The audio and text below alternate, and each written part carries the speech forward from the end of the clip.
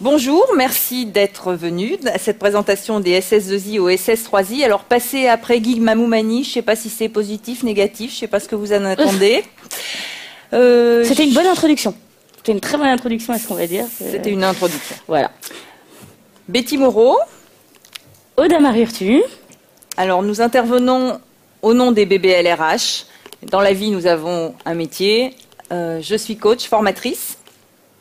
Moi, je suis responsable RH d'Arola, une SS2I que certains d'entre vous connaissent. Je remercie par ailleurs mes développeurs de s'être déplacés en nombre. Alors, de quoi est-ce qu'on va vous parler aujourd'hui? Parce que bon, vous êtes quand même venus pour ça. On va vous parler finalement des SS2I telles qu'elles sont aujourd'hui. On va vous dresser un tableau sans concession, mais très nuancé. Parce que non, les SS2I ne sont pas toutes noires, et elles ne sont pas toutes noires. Mais elles ne sont pas non plus toutes blanches. Bon, bref, vous allez voir ça.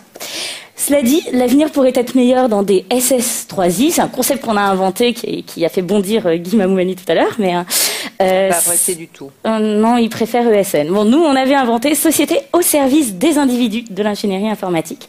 On va essayer de définir ce que seraient ces entreprises idéales. Alors, certains d'entre vous, ici présents, pourront se dire que quelques rares SS2I d'aujourd'hui sont déjà des SS3I. Ou presque. Ou presque. Et c'est vrai, mais elles sont encore beaucoup trop rares. Alors, n'attendez pas qu'on vous donne la liste des bonnes et des mauvaises sociétés de services. Ou en off à la fin, voilà, quand les micros seront coupés. Et sachez qu'on ne va pas vous ménager, parce qu'on n'est pas là pour vous dire que ce qui a déjà été dit, que vous êtes formidable, que l'avenir vous appartient, tout ça, vous le savez, vous l'avez entendu. On va vous dire aussi que vous avez un rôle à jouer pour que les choses changent vraiment. Alors, les objectifs, ça sera de vous donner des clés pour me comprendre les SS2I d'aujourd'hui et faire que le monde change, vous donner des clés pour que vous gériez votre carrière, en fait, différemment, puisque ce sont les questions qui nous ont été posées. Oui, vous allez parler de ça, mais alors nous, la carrière, on la gère comment aujourd'hui? En vous attaquant aux vrais problèmes. Quels sont-ils? Alors, on a pris une phrase de Michel Serres qui, en fin de compte, résume votre quotidien. Sans doute convient-il d'inventer d'inimaginables nouveautés hors des cadres désuets qui formatent encore nos conduites. Les intervenants précédents l'ont dit d'une autre façon. Je trouve que ça vous colle assez bien, vu par les RH que nous sommes. Le parti que nous avons pris, c'est donc de redonner des définitions. Alors, ça paraît simple, ça paraît étonnant peut-être. Tout le monde connaît le terme SS2I, tout le monde connaît le terme ESN, même si nous avons aussi entendu des ESN, c'est quoi, alors que certains travaillent dans des ESN, donc. Parce que les mots ont un sens, sont imprégnés, et l'air de rien, on a souvent oublié ce que ça veut dire. SS2I, Société de services en ingénierie informatique. Société, qu'est-ce qu'une société? Une société, ce n'est qu'un contrat passé entre plusieurs individus qui ont mis de l'argent en commun et qui espèrent le faire fructifier et obtenir des bénéfices. Uniquement un contrat. Le service, c'est un travail proposé. Donc jusque-là, société de services, travail proposé sous forme de contrat pour les patrons. Ça colle très bien, ingénierie informatique. Je ne vous fais pas l'affront de vous expliquer ce que c'est malgré tout. Alors pourquoi ESN? ESN, le terme est récent, il a été créé en 2013, en mars 2013, par le Syntec numérique, par monsieur Mamoumani. Entreprise. Quelle différence entre une société et une entreprise? Une entreprise, ça vient du terme entreprendre, donc prendre en main. Autrement dit, vous prendre en main, vous soutenir, vous porter, mais aussi vous tenir. Alors quand on entend « oui, je suis dans une ESN, je ne peux rien faire », quand vous avez signé le contrat avec l'ESN, quelque part, c'était dit, puisqu'il y a le terme « tenir » dans la définition. Service du numérique, pourquoi numérique plutôt qu'informatique? Parce que le numérique englobe plus large avec toute la téléphonie, toute la télé, enfin, etc. Ah oui, jusqu'aux années 80, on avait des SSCI, je ne sais pas si quelqu'un ici a connu ce terme. C'est les sociétés de services en conseil informatique. Les ESN aujourd'hui se targuent d'être des sociétés de conseil également. Alors, on a lu ça. Je suppose que vous connaissez le terme. À voir sur desencyclopédies.wikia.com qui vaut le détour, Voilà. sur ces définitions. Qui vaut le détour. Quelque part, c'est très intelligent. d'avoir écrit stock de serre en intérim illicite parce que l'entreprise, le terme entreprise, a été créé à la fin de l'esclavage, donc en 1848 en ce qui nous concerne. Et justement, c'était pour créer du courtage en ouvrage. Donc entreprise, c'est ça que ça reprend. Donc stock de serre en intérim illicite, l'air de rien, ça c'est parlant. Ça recouvre une certaine réalité. Alors, qu'est-ce qui s'est passé dans tout ça? État des lieux? Voilà. État des lieux. Faisons un petit état des lieux. Alors maintenant que les termes sont bien posés, on a tous compris, SS2I, ESN. Bon, ESN, si vous êtes comme nous, vous n'avez pas adopté le terme. Donc désolé, on va parler d'SS2I tout le long, ça va nous échapper, vous nous pardonnerez. Alors, on va le faire exprès même. On va peut-être le faire exprès. Alors, donc commençons par l'état des lieux. Alors elles ont mauvaise presse, elles sont critiquées, montrées du doigt, galvaudées, mais pourquoi tant de SS2I sont devenus de véritables boucheries? Alors, on les appelle souvent comme ça, hein, c'est pas moi qui l'ai inventé, parce que les salariés ont souvent l'impression d'être négociés et vendus comme de véritables bouts de viande. Il y a les tarifs. Il y a les tarifs, et vous voyez au second plan les commerciaux, bien sûr, des SS2I. En tout cas, ce qu'on vous entend dire bien souvent. Alors, finalement, qui est le vrai coupable dans l'histoire? Parce que bon, il s'est bien passé quelque chose, le vrai coupable, c'est mon meilleur pote. Je l'ai ici, pour ceux qui auraient des questions de droit. C'est 6000 pages de droit du travail.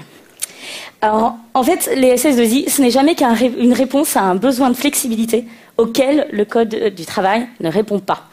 Alors, le Code du travail, c'est un truc qui a plein de bonnes intentions pour protéger les salariés et tout ce qui s'ensuit, mais du coup qui impose un très grand nombre de contraintes, que sont notamment les périodes d'essai, les préavis, les licenciements qui sont extrêmement encadrés, les permis de travail, et j'en passe, des tas de choses bien compliquées, une vraie exception française comme on les aime, qui font que les clients qui ont des projets informatiques qui vont être à plus ou moins court terme, qui n'arrivent pas à voir suffisamment loin, ne peuvent pas se donner les moyens de recruter des personnes dont ils ne pourraient pas, entre guillemets, se débarrasser comme ils veulent, et donc ils vont sous-traiter à des sociétés toute cette partie informatique. Ce qui fait qu'aujourd'hui, chiffre dont on entend parler, mais on n'a jamais trouvé la source, mais on dit qu'en France, 60% du marché de travail serait détenu par les SS2I, le marché de travail informatique. Alors ce matin, Guy Mamoumani nous a dit que ça serait 50%. Bon, disons entre 50 et 60%. Ce qui reste un chiffre énorme quand on pense que, par exemple, au Royaume-Uni, ce n'est que 20%, et les entreprises qui s'appellent donc des outsourcing companies ont une vraie dimension recherche, donc c'est pas vraiment l'équivalent de ce qu'on a chez nous. Donc c'est encore une fois une vraie exception culturelle. En France, on compte aujourd'hui quand même, tenez-vous bien, parce que ça on s'y attend pas toujours, 14 000 SS2I. Alors les SS2I c'est toutes les tailles, hein, ça va de une personne à 126 000 personnes pour Capgemini. Capgemini, donc la 41% des effectifs en Inde malgré tout. Donc vous avez tout, hein, des SS2I généralistes, des spécialistes sur des secteurs d'activité, sur des technos, sur tout ce qu'on veut, sur des zones géographiques. Enfin, on voit un peu de tout. Alors quelques chiffres du coup issus du Syntec numérique. Hein, Guy Mamoumani a dit tout à l'heure d'aller voir les chiffres, ça tombait bien, on les avait pris. Donc ça recoupe ce qu'il disait, 580 000 informaticiens en France. Du numérique, enfin 580 000 travailleurs du numérique, dont 22 000 indépendants. Tout de même. Seulement. Ça fait combien pour ceux qui calculent rapidement en pourcentage? Ça fait à peine 3%. Donc c'est vrai qu'à Devox, on a beaucoup d'indépendants. Donc on peut avoir l'impression que finalement ça représente une grosse partie de votre marché du travail. Mais en fait c'est une goutte d'eau finalement par rapport à la masse. Pardon? Il y a combien d'indépendants là, ici? Oui. On n'est pas à 3% là. À plus de 3%. Mais Antonio, rentre, je t'en prie, prends place. Ah non, il fait augmenter le pourcentage. Un indépendant de plus, allez-y. Donc on disait 14 000 SS2I, donc ça on l'a dit. Mais on s'est posé une question, parce qu'avant de faire cette présentation, quand même, on est allé glaner de l'info, hein, on n'a pas tout sorti de notre chapeau. Et on s'est dit, on est allé interroger des sociétés de services diverses et variées, et en particulier des sociétés de services qui ont plutôt pignon sur rue auprès de votre population. Donc celles qui sont plutôt bien vues. Voilà. Et on s'est demandé combien de SS2I ont une cellule RH. Pourquoi on s'est demandé ça?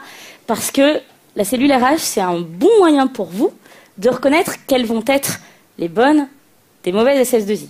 Parce que s'il n'y a pas de cellule RH, quelque part, c'est qu'on se dit déjà l'humain, c'est pas ma priorité. Et qu'est-ce qu'on entend par cellule RH? Alors, donc nous, on est allé demander, est-ce que vous avez une cellule RH? Tout le monde répond, ah j'en ai une, j'en ai une, j'en ai une. Oui, quand on regarde de près, c'est du recrutement.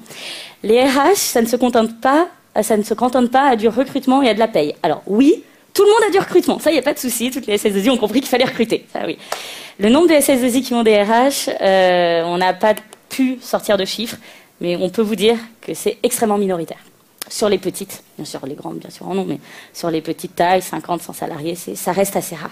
Pour le côté écoute et social, c'est rare. Est-ce qu'on parle un peu des embauches? Oui.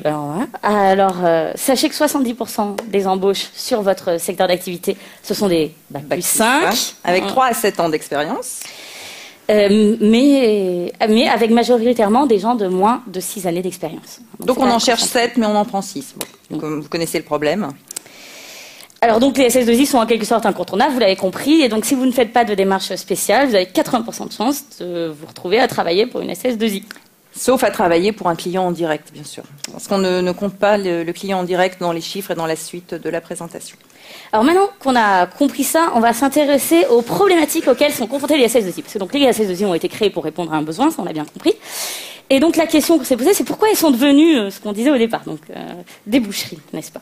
Alors quelles sont les problématiques auxquelles elles sont confrontées? Bien sûr, des problématiques financières. Alors, on va moi, ça me fait marrer, je passe du temps sur des forums, développer.com, programmer, tout, je lis ce que disent les développeurs, ça me fait bien rire parce qu'on voit qu'il y a un problème de démagogie. Alors faisons un peu d'explication de tout ça.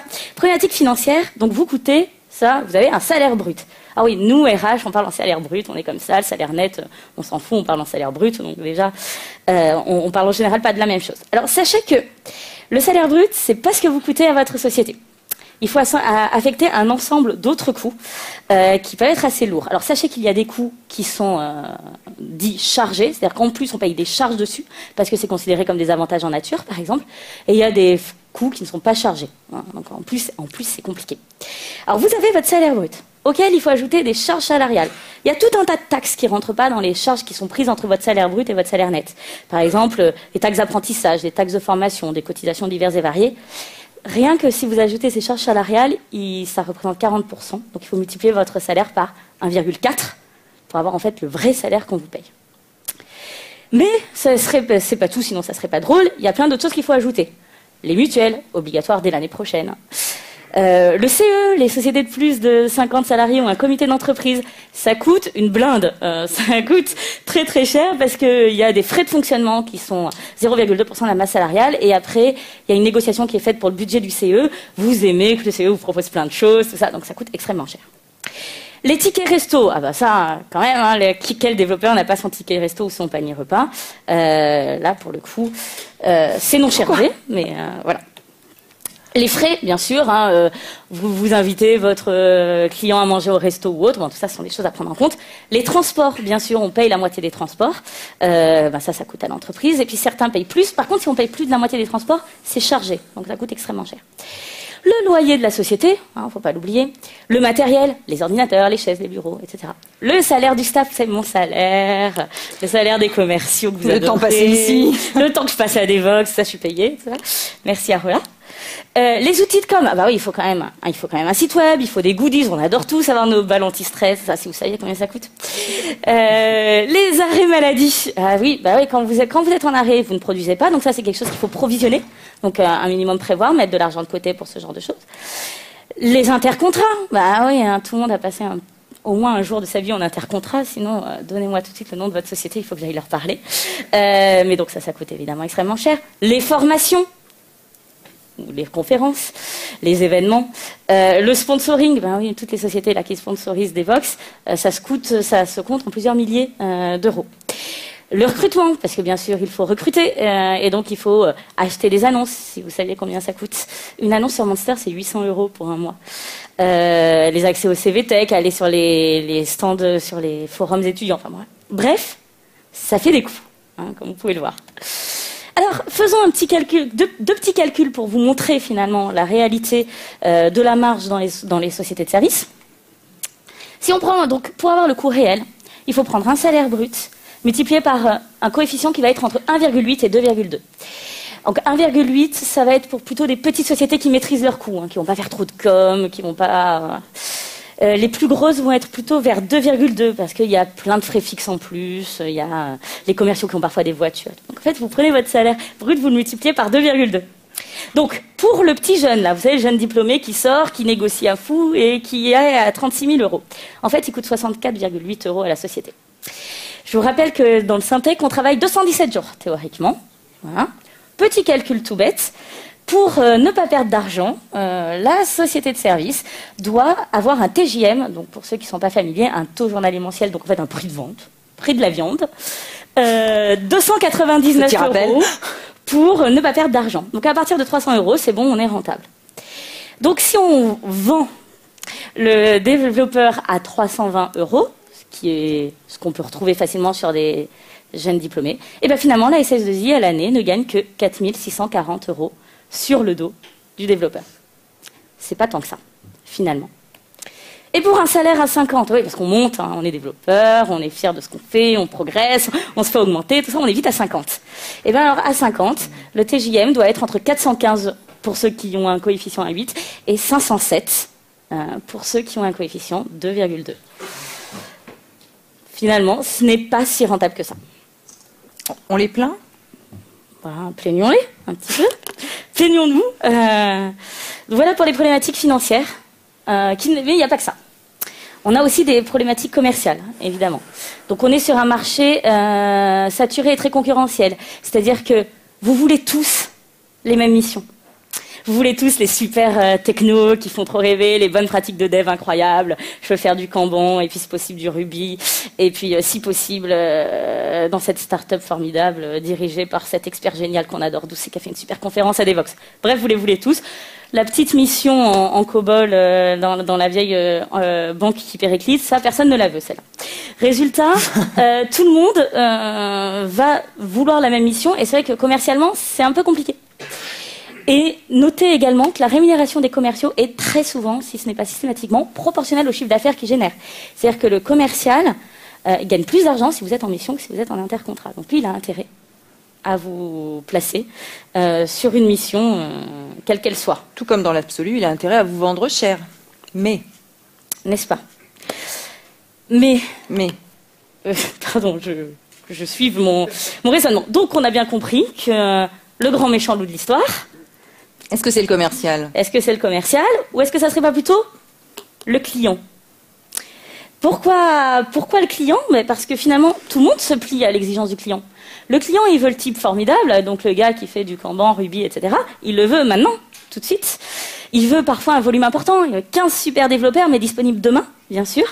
Si possible, des petites ristournes à la fin de l'année, hein, parce que bon, quand même, je vous ai fait travailler. C'est autorisé, ça?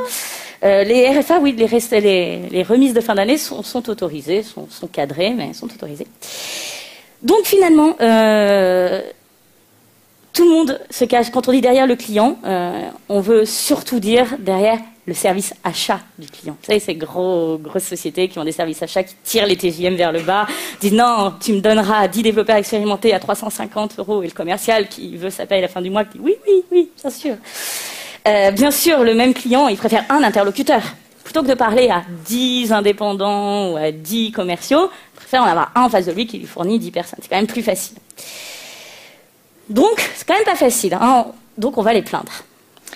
Alors, quelle est la problématique RH dans ces cas-là? Et puis bon, il y a quand même une problématique RH. On est quand même aussi là pour parler de problématique RH.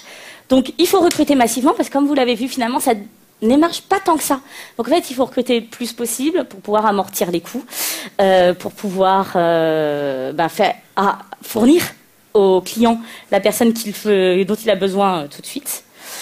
Le RH doit aussi, dans la mesure du possible, dans ces fameuses SS2I, maîtriser la masse salariale, parce que du coup, un TJM, ça augmente rarement, hélas.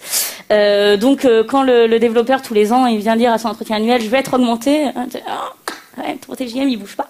Donc on va recruter des jeunes diplômés le plus possible, hein, qui coûtent moins cher. On va essayer de pas trop augmenter, on va essayer de pas trop dépenser. Et puis on va essayer, le RH, on lui demande de créer de la flexibilité là où il n'y en a pas, hein, puisqu'on a tous le même code du travail. Alors il a créé comment cette flexibilité? Alors d'où les travers que vous connaissez tous, on va les lister rapidement. Je vais pas trop rentrer dans les détails, mais les contrats avec des clauses abusives de non-concurrence, des clauses géographiques, les maquillages de CV. Hein. Tu as fait un stage de 6 mois en C, c'est formidable. Allez, expert en C, on va gonfler ça, il n'y a pas de souci.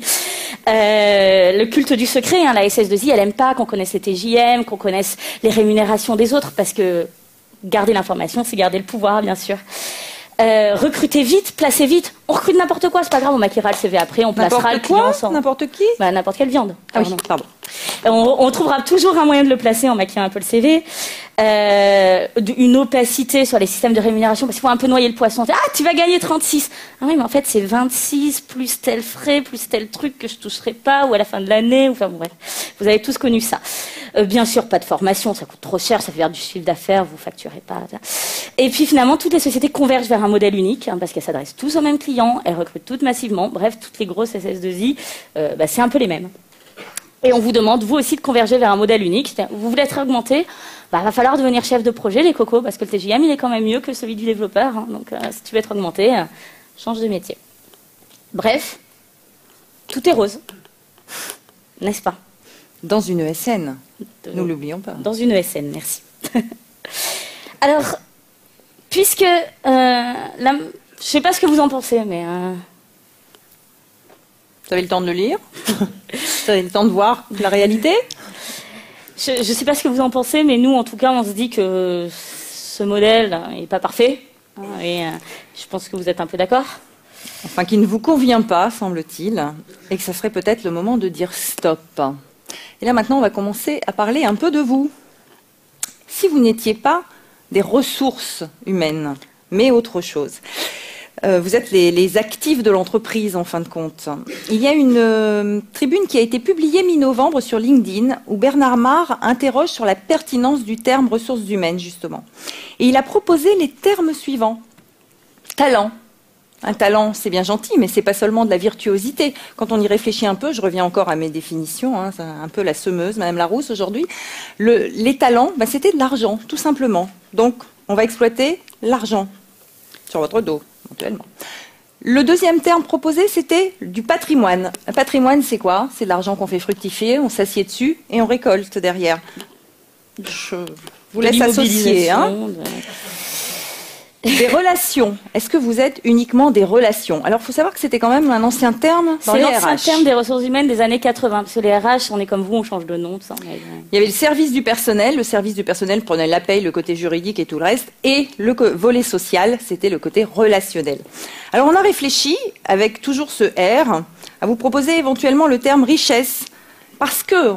Des petits malins ont commencé à l'exploiter il y a une dizaine d'années en disant qu'il n'est de richesse que d'hommes. Peut-être que vous avez déjà entendu ça si vous êtes un peu intéressé au RH. Seulement, c'est une phrase qui date du XVIe siècle, donc c'est pas d'hier, hein, de Jean Bodin, philosophe, qui en fait signifiait « Il n'est de richesse pour le gouverneur que du fait d'exploiter un maximum d'hommes ». Le parallèle. C'est pas terrible. On n'en fait pas. On va trouver autre chose. On a pensé à ressort. Et on va rester sur ressort d'ailleurs. Parce que c'est le ressort qui donne le mouvement. Alors vous allez dire, pour qu'il y ait un mouvement, il faut qu'il y ait une pression. Oui, quand vous bossez, vous êtes sous pression. Vous pouvez confirmer, je suppose. Et ça restitue l'énergie.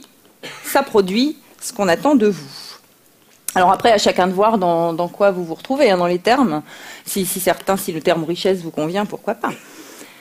Alors, si on reste sur l'idée du ressort, ce mouvement, comment allez-vous l'utiliser?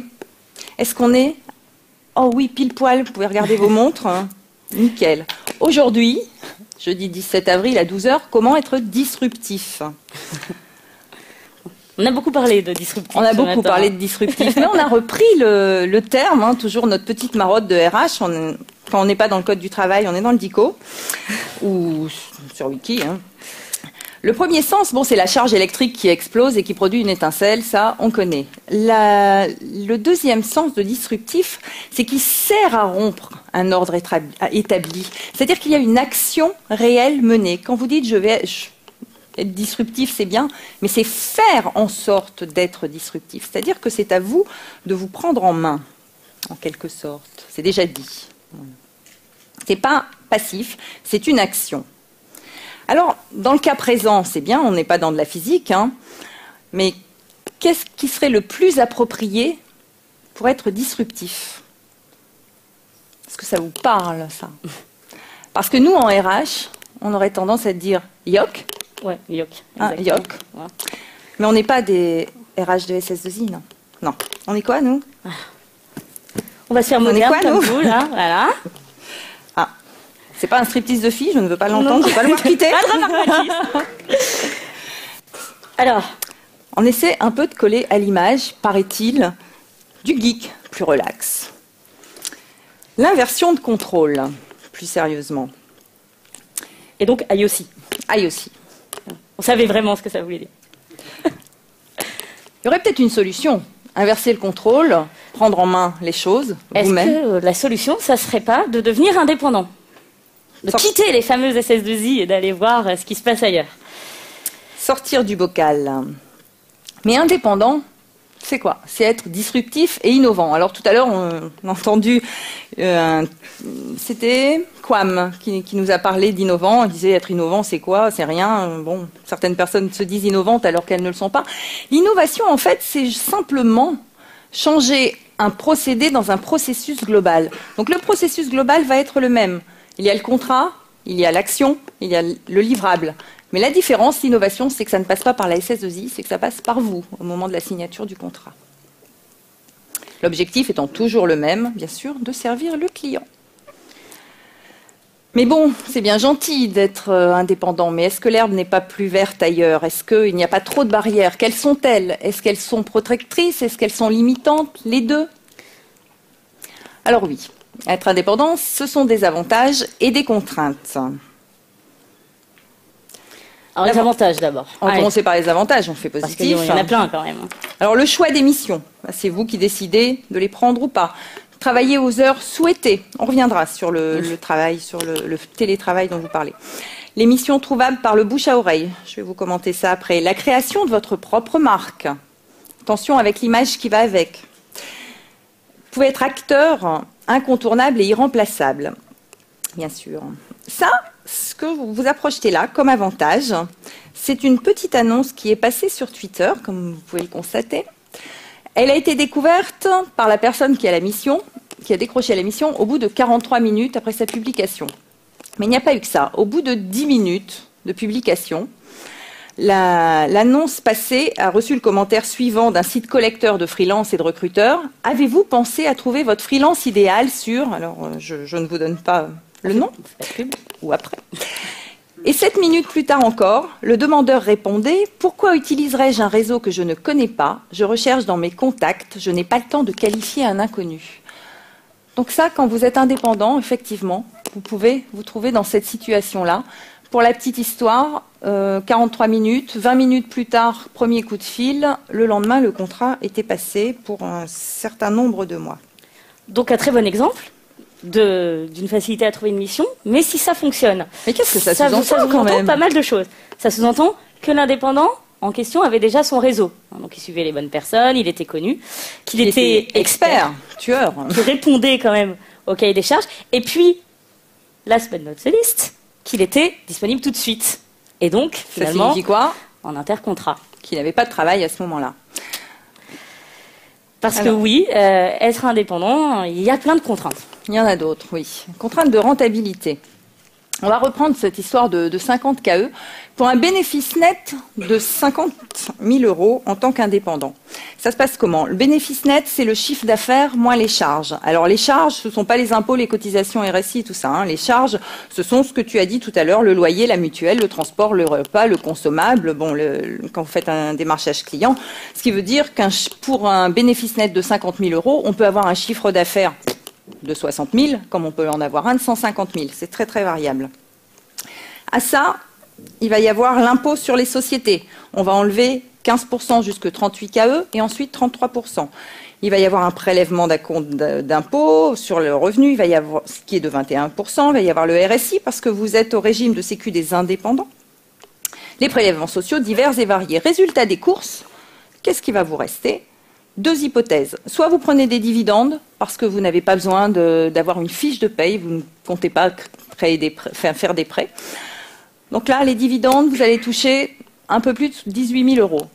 Soit vous prenez une rémunération sous forme de salaire, vous allez toucher plus, mais comme c'est un salaire, ça va être réinjecté dans vos impôts globaux et vous allez être imposable également sur ça. Conclusion des courses. entre le gain réel, c'est le bénéfice de l'exercice, moins 60 à 63%. Vous aurez le lien pour faire les calculs vous-même si vous voulez. Donc, financièrement, c'est pas ça qui motive en premier. Parce qu'en plus, dans les contraintes, il y a la lourdeur administrative. Qu'on peut déléguer néanmoins à un comptable. Un comptable, que l'on paye. Donc, qu'il faut charges payer, qui rentre dans les charges. La concurrence avec les... Oh, je vais dire ESN, allez. Allez, on a écrit SS2I, mais avec les ESN, qui, elles, peuvent proposer du volume. Donc, une réduction du prix, bon, etc. La loi de modernisation sur le sujet du client unique aussi, ça, depuis 2010. Les clients ont peur d'embaucher un indépendant pour une un indépendant pour une très très longue mission, parce que normalement, au-delà de 18 mois reconductibles, donc 36 mois, on passe en système de salariat. Il y a une jurisprudence, oui, autour de ça. Certaines personnes ont été, certains clients ont été retoqués par l'État et ont dû salarier et payer les arriérés de salaire aux missionnés, et certains missionnés ont eu l'indélicatesse de vouloir se faire passer salarié. Bon. Ce n'est pas le cas de tout le monde, mais c'est possible et ça rend frileux le client vis-à-vis de l'indépendant. Une autre contrainte. Il va falloir, le jour des entretiens d'embauche, porter une cravate. Bon, pas forcément, mais... Alors, pourquoi est-ce que je dis il va falloir? Parce que 91% des recruteurs estiment qu'un bon recrutement, c'est quelqu'un qui techniquement tient la route, bon, heureusement, c'est la priorité. 2, qu'il sait s'exprimer. 3, qu'il sait travailler en groupe. 4, qu'il a une bonne présentation. Ce sont les chiffres que nous avons trouvés. Mais surtout, c'est un petit jeune. Et sur le marché, il va arriver une quantité de jeunes de génération Y et Z bientôt, qui, elles, se fondent dans le moule de ce que demande la société. Ça ne durera pas, hein, bien évidemment, mais elles n'ont pas 40 ans. Donc aujourd'hui, pour avoir un boulot, elles se fondent dans ce moule. Et elles sont prêtes à être payées moins cher et accepter à peu près tout et n'importe quoi des demandes faites. Alors comment s'y prendre? Alors, que faire? Une des réponses importantes, la réponse la plus importante, ce qu'il faudrait retenir, c'est le personal branding. Désolée pour l'accent, d'ailleurs. Alors, qu'est-ce que c'est que le personal branding? C'est créer votre propre marque. Hein. On l'a dit tout à l'heure, l'indépendant, s'il veut trouver facilement une mission. Mais ça va être aussi le cas de la personne qui va être en société de service, en SS3I. S'il veut finalement qu'on ait envie de faire appel à lui et du coup qu'il devienne vraiment important et que ça soit bon pour sa carrière, il va falloir développer son personal branding. Comment on fait ça? Il y a plein d'outils qui sont plus ou moins faciles d'accès. Le premier, le plus facile, c'est Twitter. Hein. On ouvre son compte Twitter. On va suivre les comptes judicieusement choisis pour connaître ce qui se passe dans la communauté, connaître les événements clés, lire les bons articles de blog qui sont relayés. Ça permet déjà de se faire un peu de veille et ça permet aussi de commencer à être visible auprès de la communauté et donc de commencer à se faire un nom. Donc ça, c'est la première chose. Aller à des user groups, que ce soit le Jug ou autre, pour toujours monter en compétences, mais aussi être visible, assister à des conférences type Devox, comme vous tous ici, développer son réseau. Donc là, serrer des mains, reconnaître des gens, faire des bisous, tout ça. Ah, je t'ai vu à telle conférence. Et ne pas oublier de mettre à jour son profil LinkedIn et faire vivre son réseau. Parce que oui, il y a plein de gens qui utilisent LinkedIn, que ce soit des recruteurs, mais aussi des clients qui disent, tiens, j'aurais besoin d'un gars qui a telle compétence, lui, il a l'air bien, je vais aller le voir. Rédiger des articles de blog, ça permet d'être visible, de commencer à se faire un nom. On peut les publier sur le blog de son entreprise s'il y en a un. On peut aussi les publier sur des agrégateurs, je pense au Human Coders par exemple, qui fait ça depuis quelques temps. Voir. Oh, il y a des articles et des blogueurs qui sont quand même assez connus. Tout à fait, voir son blog personnel, si on rédige beaucoup. Donc c'est là qu'on fait la petite pub pour le Tour Express. Nicolas n'est pas là, mais on lui fait coucou quand même. Ensuite, que ce soit GitHub, avoir un compte sur GitHub pour contribuer à des projets, voire lancer des projets personnels, assister à des formations, voire commencer à organiser des événements. Hein. Ceux qui organisent des Vox aujourd'hui, ils sont bien lancés un jour et vous les connaissez tous aujourd'hui. Et bien sûr, on ne va pas négliger les BBL, très important. Au passage, on fait notre petite pub. Et on en reparle cet après-midi.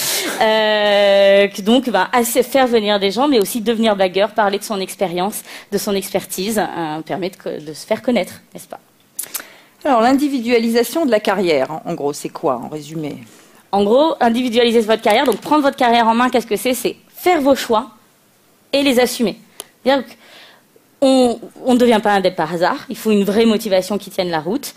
Donc on en a déjà parlé, mais faire ses choix, ça va être en premier lieu de se dire qu'est-ce que je veux devenir? Je veux devenir un expert technique, un team leader, je veux être sur tel techno, je veux être DevOps, j'en sais rien. Donc, faites votre choix. C'est être indépendant, c'est rester dans une SS2I, c'est chercher une bonne SS3I. On fait son choix et après on l'assume à fond. Hein. Si on choisit d'aller dans une boucherie de base, on va pas aller se plaindre après en disant mais c'est une boucherie. Ben ouais, vous l'avez choisi les amis. Hein. Si vous voulez une société qui soit mieux, il y en a d'autres. Il faut les chercher, il faut les trouver. Vous voulez être indépendant, ben prenez-vous en main. Il faut influer, c'est-à-dire qu'il ne faut pas se laisser porter. Il faut arrêter de se dire ça, on va me proposer, je suis tranquille, tout va me tomber dans les mains. Ah non, si vous voulez qu'il se passe des choses, il faut que vous accompagniez les fonctions support si vous êtes en société de service, donc les commerciaux, les RH, les directeurs techniques, que vous allez leur expliquer, faire un peu de pédagogie s'il vous plaît. Les RH et les commerciaux ne sont pas tous stupides, il y en a qui peuvent comprendre ce que vous leur dites. Est-ce qu'ils se conçoient bien, s'expliquant bien, ça devrait pouvoir être possible. Normalement, ils sont capables de vous comprendre. Donc, vous pouvez pas vous plaindre de ne pas avoir la bonne mission si vous n'êtes pas allé demander aux personnes adéquates ce que vous voulez. Donc, c'est vraiment important de penser à faire cette démarche en premier lieu. Et oui, ils sont capables de vous comprendre, je vous rassure. Bon, bien sûr, pas tous les termes techniques, mais grosso modo, on est capable de comprendre ce que vous faites. Monter en compétences, bien sûr, hein, donc être en veille, assister à des conférences, ne pas rater les bonnes formations, assister au user group, tester les nouveautés, contribuer au projet, et donc se prendre en main, ne pas attendre que ça vienne des autres. C'est bien gentil ça. Mais les SS2I, elles, dans quoi doivent-elles investir? Alors, les SS2I, dans quoi elles doivent investir finalement si elles veulent devenir, donc ce qu'on disait, les SS3I, dans des vraies formations, hein, pas la formation sur la vieille techno sur un coin de table. On doit également investir dans les conférences, hein, n'est-ce pas? Envoyer les gens à des Vox et aux autres conférences importantes, là où se trouvent les vraies nouveautés. Excusez-moi, hop, merci. Dans le déstaffing, qui n'est pas de l'intercontrat. Hein, ce sont deux choses différentes, mais vous laissez un peu de temps libre, en dehors de votre mission, pour travailler sur des projets personnels qui vous plaisent, pour faire de la veille, pour rédiger des articles, pour animer des conférences, avoir du temps. Et le travail déplacé. Alors, pourquoi on a mis travail déplacé? Travail déplacé parce que grande différence avec télétravail tel que vous l'entendez. Le télétravail répond à un article du Code du travail, justement. Et le télétravail, c'est travailler en dehors de l'entreprise, mais dans exactement les mêmes conditions que celles de l'entreprise. C'est-à-dire que si l'entreprise vous fait travailler de 10h à 17h, que ce soit chez vous, dans un bureau externe, ailleurs, ça n'a aucune importance, vous devrez travailler de 10h à 17h. En dehors de ce créneau horaire déterminé par l'entreprise, vous n'entrez pas dans le cadre du travail. S'il vous arrive un accident, eh bien vous êtes responsable. Et il est très difficile aujourd'hui, le Code du travail ne le permet pas, de travailler, de dire, eh bien moi je travaille de 2h du matin à 7h du matin. En fin de compte, j'ai fait 5 heures. Non, parce qu'elles seront obligatoirement facturées légalement à la SSCI en heures de travail de nuit. Pour peu que vous ayez travaillé le dimanche et que ce soit un jour férié, ça sera payé 3 fois. Donc c'est très très compliqué, très complexe aujourd'hui de faire un réel télétravail tel que vous l'entendez. Donc le travail déplacé, c'est un doux rêve qu'on espère voir apparaître prochainement. Un jour, vous pourrez travailler vraiment aux heures qui vous conviennent, dans les endroits qui vous conviennent. Bon, aujourd'hui, le Code du travail ne le permet pas, malheureusement. Et les RH alors? Mais alors les RH en tout ça, à quoi ils servent? Parce que bon, finalement, les RH, ça sert vraiment. Si, je vous jure. On n'est pas là pour rien. D'accord. Alors, on sert à quoi? Connaître et être à l'écoute des développeurs. Hein. Donc, savoir ce que vous aimez, savoir ce que vous voulez faire. Mettre en place le cadre et les conditions. Bah ouais, faire tout ce qui est administratif, s'occuper des articles de code que vous ne connaissez pas. Ça, c'est notre boulot. Mettre les outils de communication, les manier. Donc, avoir le blog qui va bien, avoir tout ce qu'il faut pour développer votre personal branding. Être un contre-pouvoir. C'est-à-dire que c'est important que le développeur n'ait pas juste le commercial en face de lui. Parce que le commercial, il peut avoir tendance à avoir envie de vous placer pour faire son chiffre. Avoir quelqu'un d'autre pour être là pour l'écouter, si ça se passe mal en mission, être sûr d'être entendu, c'est vraiment important. Le RH va devoir créer de l'émulation aussi, donc créer des événements en interne pour vous permettre de progresser, de travailler ensemble. Et bien sûr, vous bichonner. Oui, vous permettre d'apprendre en changeant régulièrement de mission, en n'ayant pas à faire toutes les démarches administratives. Le bien-être du salarié, la performance de l'entreprise, ça passe aussi par ce côté être bichonné. Que vous ne pensiez qu'à votre travail de développeur. Alors, ce qui serait bien, ça serait de devenir partenaire dans cette partenaire. À chaque fois, je la fais comme ça, dans cette avancée, avec la logique du gagnant-gagnant. Gagnant-gagnant, c'est l'équilibre, c'est la recherche d'équilibre. Et la recherche d'équilibre, vous savez à quel point il est difficile de faire marcher un robot alors qu'un quadricoptère peut tenir une paille, parce qu'il bouge tout le temps. Tu m'as déconcentré. La recherche d'équilibre, c'est une fois agréable, une fois désagréable. Donc, une fois la SS2I ou la ESN est un peu gagnante, une fois vous, mais il faut qu'il y ait un échange. Alors, plusieurs leviers. La notion d'engagement, c'est un minimum attendu par les collaborateurs. Ne pas dire, OK, je prends la mission, et en fin de compte, non, ça ne m'intéresse pas, je teste 3 semaines et je m'en vais. Ça arrive, on en a entendu parler. Pour que l'engagement soit possible, on a bien conscience qu'il faut qu'il y ait des signes de reconnaissance également de l'autre part, c'est-à-dire de la part du client ou de la part de la SS2I. La reconnaissance, c'est pas ce qui vous fait rester au même endroit, mais s'il n'y en a pas, c'est ce qui risque de vous faire partir. Puis la reconnaissance, tout à l'heure, quoi m'en a parlé, il faut aussi aller la chercher. Il faut savoir dire, mais je suis bon et je veux qu'on me le dise.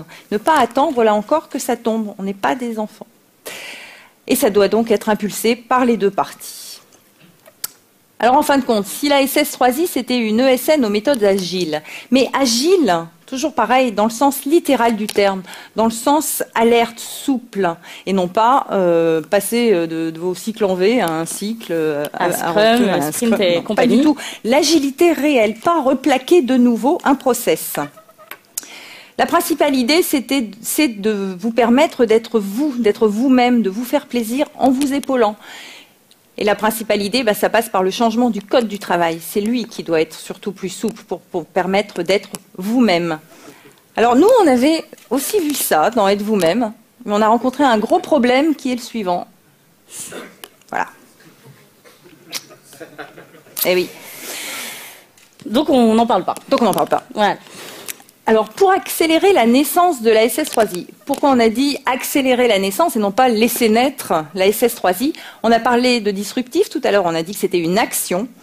Donc, à vous d'être en action. Adaptable, visible, le personal branding, efficace, bon, ça a priori, réactif également. Faire preuve d'imagination, et pas seulement d'imagination dans votre travail, mais dans votre manière de vous vendre. Si vous êtes indépendant, ça sera également un travail, cette manière de se vendre. Et la réalisation. L'idée étant quand même d'être acteur de votre carrière pour ne pas devenir trop vieux à 40 ans, parce que c'est essentiellement... C'est déjà vieux, c'est ça que tu dis? 40 ans, c'est jeune. Non. C'est une préoccupation qu'on entend souvent. On dit, comment est-ce que je vais faire après 40 ans en étant acteur de votre carrière? Vous ne serez pas trop vieux à 40 ans, au contraire.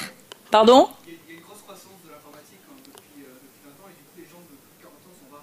Oui, bien sûr, mais donc vous êtes la nouvelle génération qui atteindra 40 ans, 50 ans, développeur à 60 ans, ce sera formidable. Il n'y a pas beaucoup de modèles pour les gens et qui ne voient pas de gens de 35 ans. Créez-le.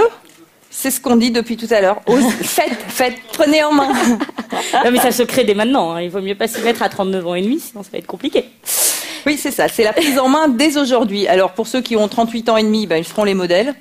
Et voilà. Et pour les autres... ils vont avoir des choix différents, certainement, puisque le monde évolue et vous avez raison. Et les choix, ça va être quoi? Aujourd'hui, ils sont en ESN. Je dis bien, on ne parle pas de ceux qui travaillent chez un client, point. Ceux qui sont en ESN, de passer en SS3I, quand elle sera créée. Alors, ils peuvent ne rien faire, ils peuvent attendre que ça se fasse de toute façon, puisque le monde avance et que ça se fera. J'espère. Ça se fera. Oh, il y aura un autre président de Syntec qui changera le terme. Écoute, il n'y a pas de souci pour ça. Il peut devenir indépendant pour ce faire. Si l'indépendance ne lui plaît pas, il peut retourner en SS3I puisqu'elle aura été créée. Ou il peut travailler avec la SS3I, créer autre chose encore que la SS3I. Nous, on a eu ce terme-là, mais au tout début, on a bien dit inventer des choses inimaginables ou imaginer des choses qui n'existent pas. Ça sera autre chose, ça aurait pu être un point d'interrogation à la place du SS3I.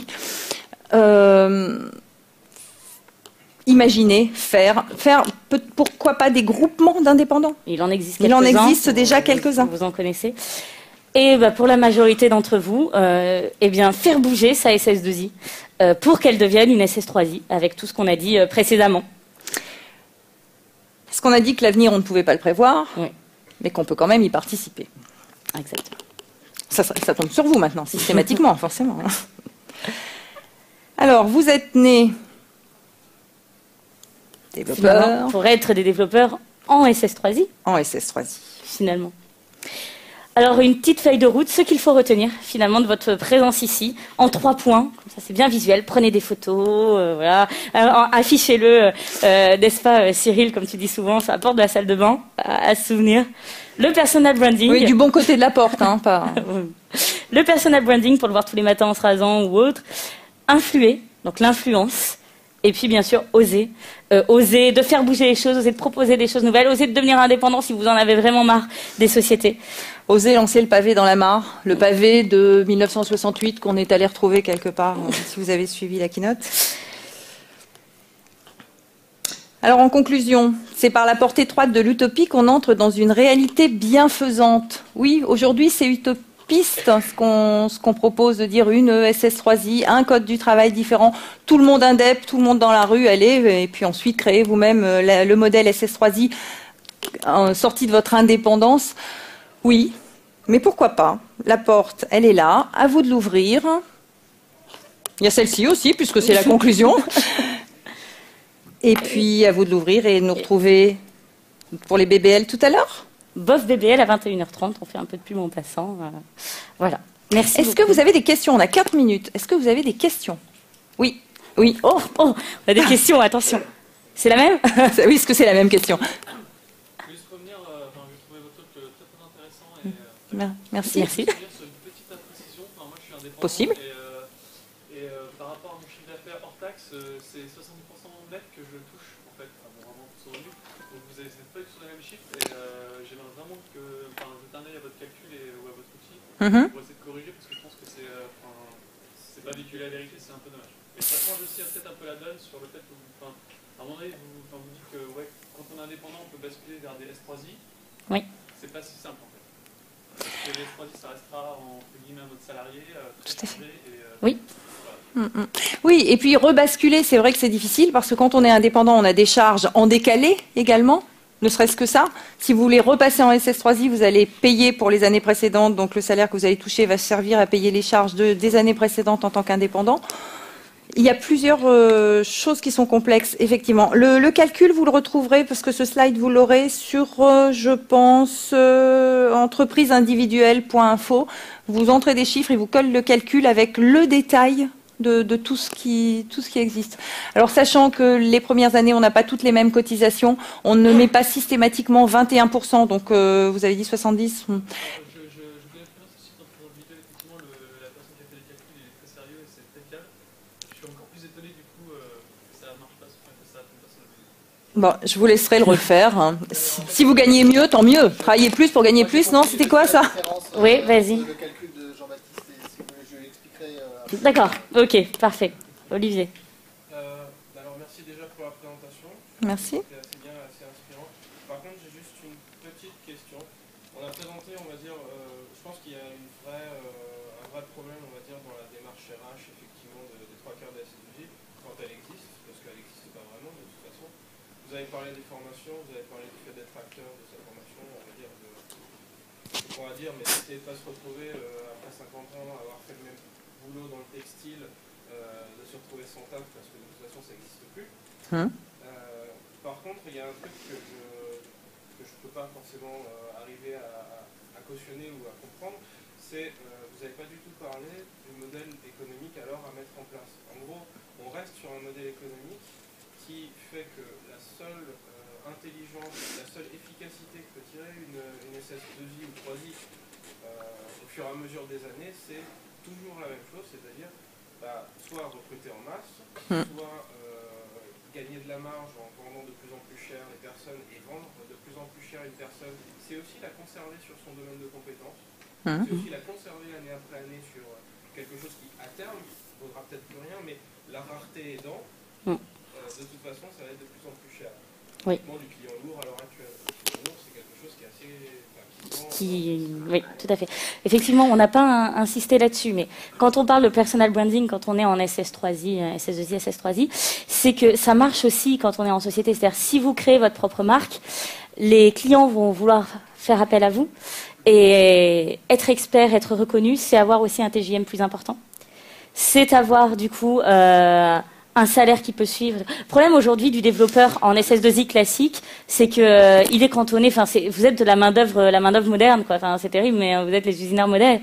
Et du coup, on a du mal à faire monter ça. Mais si on arrive à faire comprendre que non, il y a des bons développeurs, il y a des experts qui se forment, qui sont vraiment bons, qui vont apporter quelque chose en plus, et ben les commerciaux derrière peuvent vendre plus cher, peuvent tirer les choses vers le haut, avoir des salaires plus importants aussi. Et les modèles économiques dépendent des charges, dépendent de la loi, hein, toujours pareil. Le déstaffing qui est à ça, dans votre présentation. Oui. Parce que sinon, effectivement, on peut le faire chez soi, en dehors de la boîte, et dans ce cas-là, on peut faire des nuits ou pas, c'est pareil. Si c'est nous qui faisons. Pardon, excuse-moi. Si c'est monter notre propre marque et monter en compétence, oui. on fait de notre côté sans que la SS2I soit pour quelque chose. Oui. Oui. C'est pour ça que c'est important le côté des staffing, justement, de vous laisser du temps. Certaines SS2I aujourd'hui ont des développeurs qui se vendent au travers de leur SS2I. Je pense que ce qui manque au niveau, enfin, je ne sais pas si vous avez plus d'informations à ce niveau-là, au niveau RH, c'est d'avoir un modèle qui permet, en fonction de l'expérience des personnes, d'évaluer leur productivité au travail. C'est vrai que les salaires montent un petit peu au début, puis après vont plafonner. Alors que les personnes, effectivement, qui ont 3, 5 ans d'expérience, sont beaucoup plus productives que celles qui sont à l'école, parce qu'elles ont l'expérience, et cette productivité n'est pas valorisée dans le salaire. Alors c'est à vous, c'est ce qu'on dit. C'est un peu théorique. Oui, certes. Et c'est pour ça qu'on a insisté sur le dites-le, faites valoir ce que vous êtes. La reconnaissance ne viendra pas de l'extérieur. Ce que vous expliquez, le RH le voit, mais pas de la même manière que vous. Allez le dire. Réellement, je vaux ça. J'avais la même question, de savoir, est-ce que c'est pas le dire, c'est bien, c'est pas le travail de la RH et des commerciaux de SS2I d'aller faire cette démarche-là auprès des clients pour leur expliquer, voilà, vous avez le choix, soit vous prenez une sortie d'école ou bac d'expérience à 320, 350 euros, ou alors vous en prenez 4 que vous avez formé, puis vous prenez 2 experts à 600 euros la journée, et puis vous allez arriver au final à avoir un produit de meilleure qualité. Exactement.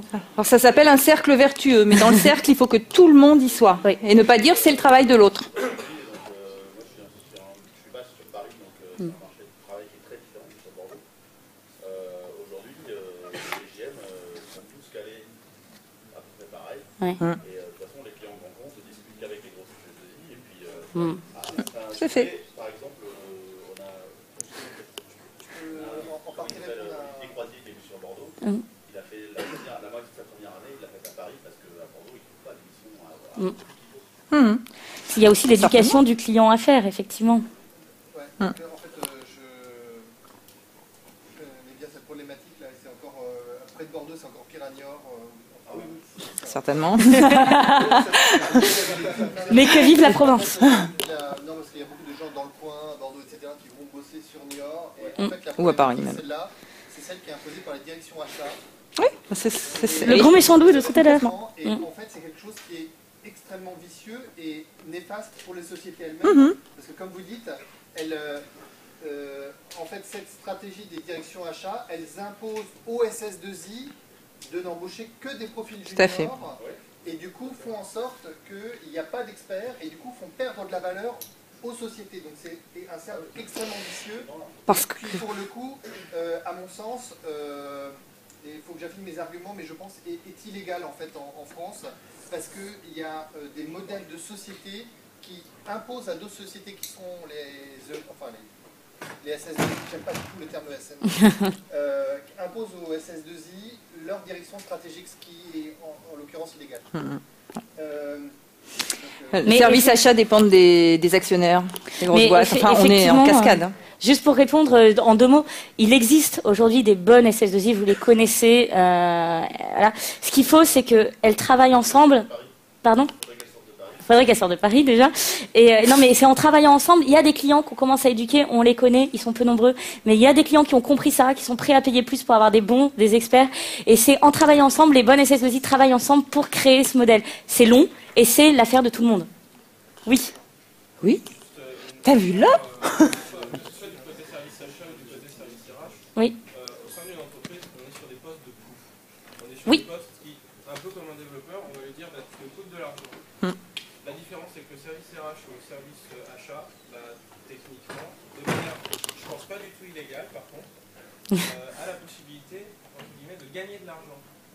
De gagner de l'argent en n'augmentant pas les gens, de gagner de l'argent en compressant les coûts avec les achats, etc. etc. Je pense que la base, ça reste que le modèle économique, la redistribution de ce côté-là, on va dire, des richesses et des responsabilités, potentiellement les commissions des commerciaux, etc., ne peut pas aider à, même dans une SS3I, à remettre à sa place la fonction RH. Et c'est bien pour ça qu'on n'est pas passé de l'ESN à la SS3I avec juste un petit peu de dorure, mais indépendant. Pas que. Pas que indépendant. Mais au moins faire bouger par une vague de fond. Parce qu'en surface, ça ne changera pas. La loi n'a pas changé. Oui, nous, on s'est attardé sur le côté RH uniquement. On n'est pas rentré dans le modèle économique parce que c'est extrêmement complexe. Et puis, comme vous voyez, on n'a pas eu le temps. Mais effectivement, il faudrait tout revoir, en fait. Il y a un risque intrinsèque, que ce soit dans les trois modèles, qui est assumé par des différentes personnes. Oui, effectivement. Si vous voulez vous enfuir, enfuyez-vous, vous inquiétez pas. Et bon appétit. Et ceux qui veulent rester, on peut continuer à débattre. Mais voilà. Bon appétit, merci. Merci.